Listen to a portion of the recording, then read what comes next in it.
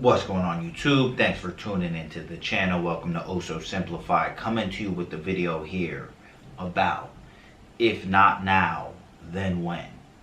Just really the idea that there's never a great time to do anything that you want to do. As always, like, comment, subscribe. You can dislike, leave negative comments. Any feedback will do. But let's jump into this one. So if not now, then when?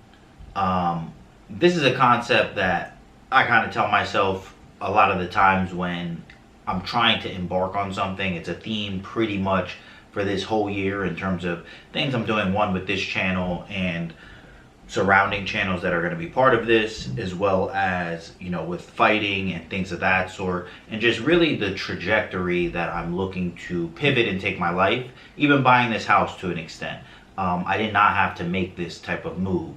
But if not now, then when? There's never a good time. So to start with this it's a very simple sentence. There's never a good time. You're always going to have an excuse, a reason, things coming up for anything you do. Life is never perfect. This is kind of like an idealistic world we like to live in. There's never a perfect time for anything. There's never a perfect time for anything. And I think that we generally fall into this type of projection. And projection and visualization, and this is something that I would say to be wary of, is that we'll project this time in the first. I'll do with the projection. We'll project this time in the future where things are going to be perfect. Where, you know, once I finish this, once I do that, then I'll have the time to do X. Once I finish this and finish that, then I'll have the energy to do this. And actually, we're generally wrong about this, especially when you start thinking about time and energy and just the illogical nature of that sentence, that every day that passes, your time is actually dwindling down. Every day that passes, and I'm not super old, but I'm 32, your energy is dwindling down. I don't have the same energy and desire to go through some of the muck that I went through in my 20s, again in my 30s. I do still have the energy, but I know for a fact that in 10 years from now, I will not be willing to do the things that I'm willing to do now, and definitely not the things I was willing to do 10 years ago before I had any experience. You know, it's like that once bitten, twice shy thing, and that's what you learn with the experience. And I just think that's the natural way of things going, that you start off with, you know, all this angst and anger and ferocity to do things, and you see people as they really get out of their 30s, I would say, and definitely out of their 40s, they start to tamp down, and it starts to become this acceptance of either they did the things that they wanted to do in the past or they didn't do. And either way, they're going to succumb to where they are now. But I'd much rather be the person that's reminiscing on how much they did in the past than saying, I wish I did this in the past. Because obviously the second is more of a regret-focused type of perspective. The other piece of this is going to be more of the visualization piece. And this is really going to get into a little bit on that second topic, the second point of this, which is more of visualization. So there's two forms of visualization. Most of what you're always heard about is positive visualization.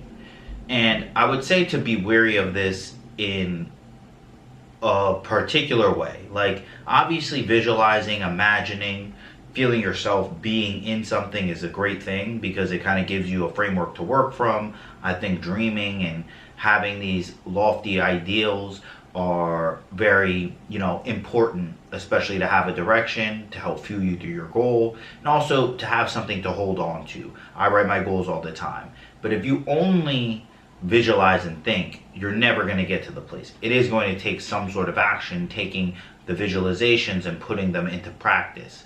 The other piece is to be wary of negative visualization. And I would say this is actually the bigger one when it comes to the visualization piece. For the positive visualization, wait till I get to this next part of the three-prong thing. So negative visualization from the pure visualization piece is the most important. And this is something that a lot of people do, but they don't have a word for it, and I'm giving you one, which is, especially when it's something you haven't done before.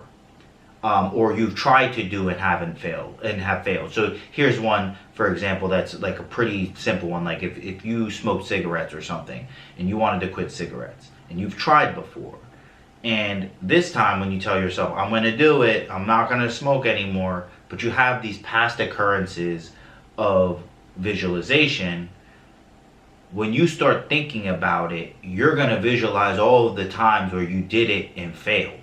And that's going to lead to almost a self-fulfilling prophecy where you're already putting it in the back of your head that you're not going to follow through with this. So that's where like negative visualization can be very destructive. In things that you're nervous about, you haven't done, or that you've tried and failed in the past, be very aware of the concept and the idea that sometimes your visualizations are of the worst case scenario happening, and that's tainting your ability to make what happens happen. So I'm kind of going to correct something in the middle of this. I would say the positive visualization from the pure visualization piece is good. Negative visualization, bad. And I don't like to be very binary, but I would say obviously you want to lean towards the positive visualization in terms of, you know, getting started on something.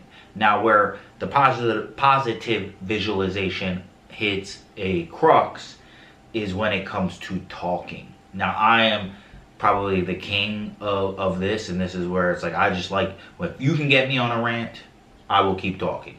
And a lot of the times when we have these lofty goals, what we want to do is go to a confidant, somebody that is willing to listen to us and talk about all the goals. Now Ryan Holiday has a saying that I repeat to myself all the time when I find myself in this perspective, that talking about the thing and doing the thing take the same energy.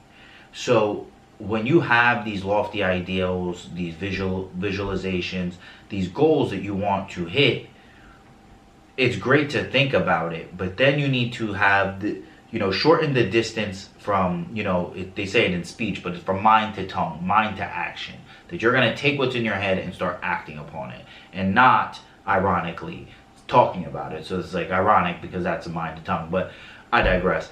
But talking to it to other people is not getting you any closer to your goal. Like, that's the part that I will say is just as bad as negative visualization, because negative visualization is basically talking yourself out of it before you even start, and then talking about your positive visualization is basically supplanting actually doing the things that will get you to your goal with talking about it to somebody else, because it still gives you the dopamine hit of doing something, but you didn't really do anything. Now, all of this to say, all of these mechanisms that I described are in some way like ways of procrastination. And the reason you procrastinate is very simple. It's this concept that I've heard from Steven Pressfield called resistance. And that's what the second point is, resistance. So with resistance, this is a concept that, as I mentioned, I got from Steven Pressfield, and he talks about this in the idea of the professional versus the amateur and whatever you do. And basically the book is called Turning Pro, and it's all about moving from the amateur to the professional. And this is for like artists, entrepreneurs, anybody that's trying to do something that's in a creative type of venture, and the idea that you have to move from your amateur state to your professional state.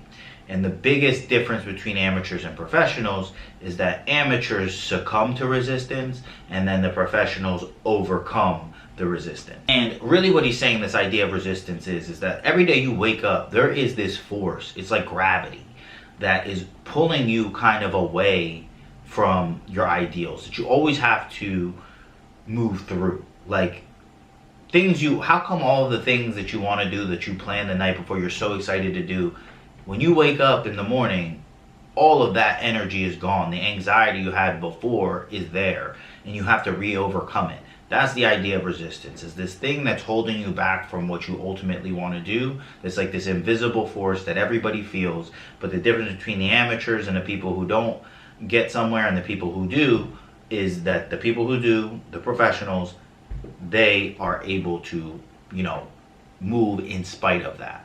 Now, he talks about a few different things that I think are very important, and I think can definitely apply to this, which are like distractions, addictions, and then shadow career.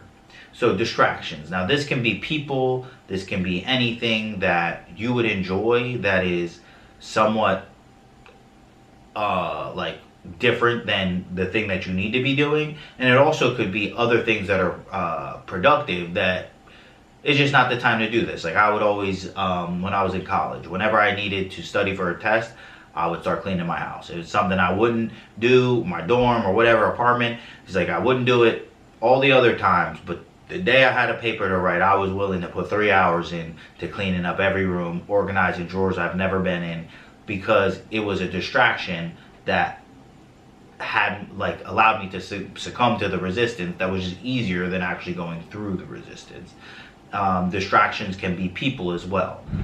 Even speaking towards my life, you know, I have a pretty direct focus, but sometimes you meet someone, you know, things are happening where you start to not second guess, but you start to think that you can do two things at once and start to do things that are not necessarily within your direct character, but always coming back to the idea that, you know, I'm a professional, I have things that I need to do, I have a goal, and I'm going to stay on this goal no matter what, even if I slightly get pulled off a course. So that's the idea with distractions, not letting distractions, which is a form of resistance, pull you away from what you're trying to do. The other one is addiction. So addiction can be anything, watching too much TV, obviously the obvious one, drinking alcohol, smoking cigarettes, smoking marijuana, getting high. You know, it could be, you know, sleeping with people. It could be, I think I mentioned video games already. It could be gambling. It could be, you know, pornography, watching pornography. I mean, I don't want YouTube chill. But basically any of these, and what is the goal with addiction? And this is something that I thought Steven Pressfield hit right on the head.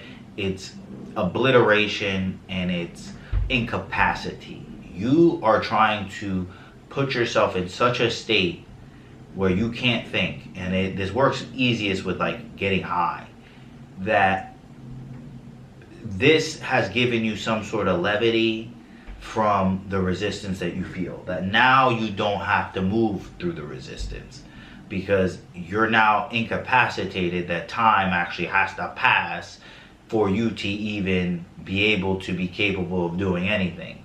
And you can even find this in a person. You can you know, there's definitely people that are quote unquote hopeless romantics that, you know, when they find somebody, they fall so deep into whatever this is, it pulls them away from everything else they're doing. And this is another form of resistance. And it's this addiction to having this feeling that is taking all the way over you, so you don't have to face the fact that you have to have the courage to go through the resistance to achieve whatever you're trying to achieve. So that is the idea of addiction. And then the last one is shadow career. And then the shadow career piece is when you know that you need to do something that, you know, has a calling to you. So for example, for me with this YouTube channel, I know it's not necessarily the platform YouTube, but the idea of talking to people through a camera, selling things on my own as an entrepreneur has a direct calling to me. This brings more life to me than what I do to make a living, no pun intended. And sometimes people are very excellent in their shadow career and deny the fact that they have this other side of them, maybe because the skill set has not been developed, but they still have this natural inclination towards something else. I would say that I could even feel this with fighting, that like there's a calling there. I could completely shut it off. I think in some ways from 18 to 26 I did shut it off because of, you know, society and things. People told me that, you know, I thought I failed in wrestling. I wasn't good enough to keep going, even though I still had this desire to use my body in that way. In the same way with making a living in a certain way and doing a certain activity, you know, when you express it, all that energy in something else, at the end of the day, the repression is going to come out. But that's a shadow career. If you become like the best accountant in the world, but really you want to write a screenplay and you never honor that side of yourself and expose yourself to that side of yourself, that is another form of, you know, succumbing to resistance, which is, especially as you get older, and that's why in my 30s it's something I'm really thinking of. It's like, what do I want to do for the rest of my life? Because I'm gonna be working for, you know, at least 3 more decades, And do you want to spend it in a shadow career or become a professional in the career that was actually meant for you? And at the end of the day, just to kind of round out this idea of resistance and how you can view it, is like when we really think of anything with growth, I think plants are the easiest thing to think of with growth. But when you put a seedling down, first, the plant actually has to break the seed. Then it has to break the ground. So even in growth of anything, there's resistance. You know, when a baby comes out of the womb, it has to break the vagine. I don't know if that's a YouTube chill word, so I gotta like say it in a special way. Break the amniotic sac. A chicken has to break the egg. A reptile has to break through the egg. So it's like any type of growth in this world, it's like as above, so below, encounters some sort of resistance. For a rocket to go out of Earth's orbit, it needs to break through the gravitational pull and different atmospheric layers. So any form of growth is going to encounter resistance. That's not a negative thing, but it's finding a way to get through it, not being distracted, falling into shadow work or shadow careers, or falling into addiction. Now the last one is about momentum, because momentum is ultimately what you want to get to, where, just as I was saying before, as above, so below. The world works in certain ways where things that gather momentum, it's easier to keep it going than it is to get it to start going, and as it is to make it stop. Like a positive thing that I have like basically a decade of momentum on is I've been working out since I was 22 pretty consistently. I'm 32 now. So it's like it's very hard to break that from me unless I get, knock on wood, some kind of fucking catastrophic injury where I can't.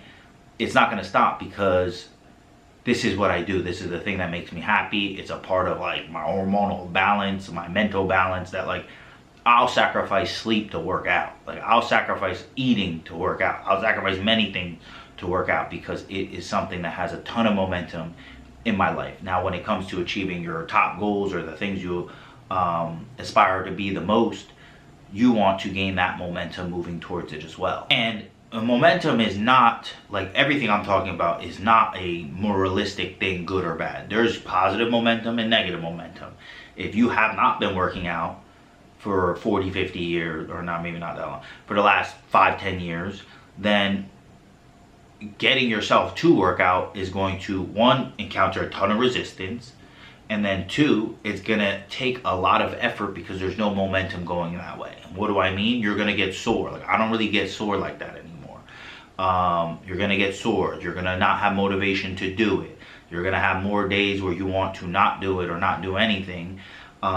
It's like it's gonna cause, as I mentioned, getting sore and pains in that sense. But long story short, there's just no momentum going there. Where for me, I can wake up and figure out, like, have 5 to 15 minutes to do something. I can figure out like that how to do it, get started, and get going. So momentum itself is not either good or bad. But the idea with momentum is that most of your life is, and this was something that was coined by Alfred Adler, a psychologist, during around like World War I.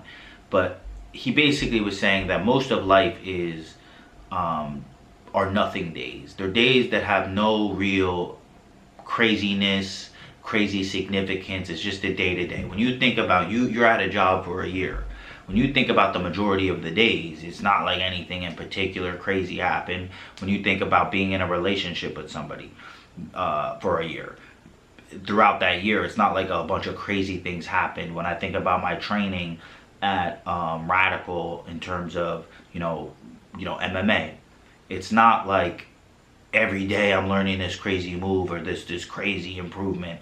Most days are just like the other ones, and it's just a lot of time put, but it's these nothing days. But these nothing days are what the momentum is that you're spending time putting your efforts towards something that even in the days where nothing spectacular happens, it's pushing you along and pushing you to this particular course. And the way I want to round this out is that a lot of times we have this goal, and then the goal itself is like a destination. But the real goal is the momentum and the process. The idea that you're constantly moving in this direction, because if you're moving in the correct direction at whatever speed, you're eventually going to hit the destination. But as I mentioned before, when you hit the destination, that is one moment in time. The accumulation of your life is going to be the nothing days that I was talking about before. It's like trying to climb to the top of Mount Everest. If the whole point was just to get to the top of the mountain, then if I flew you in a helicopter to the top of the mountain and let you off, that should be enough. But every one of us would look at that a bit, well, that's not the same thing. That's not getting to the top of Mount Everest, because it's the actual journey of walking up it that even gives any context to reaching the destination. So it's really creating those processes, becoming the person that you ultimately want to be, and if not now, then when, to really just kind of full circle this. Like, if not now, when are you going to be that person? When are you going to start moving in that correct direction? When are you going to start building the momentum? Because the time is never going to be right. Resistance is always going to be there. And the longer you don't create momentum, the longer the bad momentum or the negative momentum is going to be there of not doing it. And that can even go all the way back to the negative procrastination, the negative visualization, where all of your memories is just how long you didn't honor, the professional self, the self that you actually want to be. And as I mentioned, I'll end it with this to you: if not now, then when? So that's really it for this one. If you like the content, like, comment, subscribe. You didn't like it, leave a dislike, leave some negative comments. Any feedback will do. And until next time, you know what it is. Peace.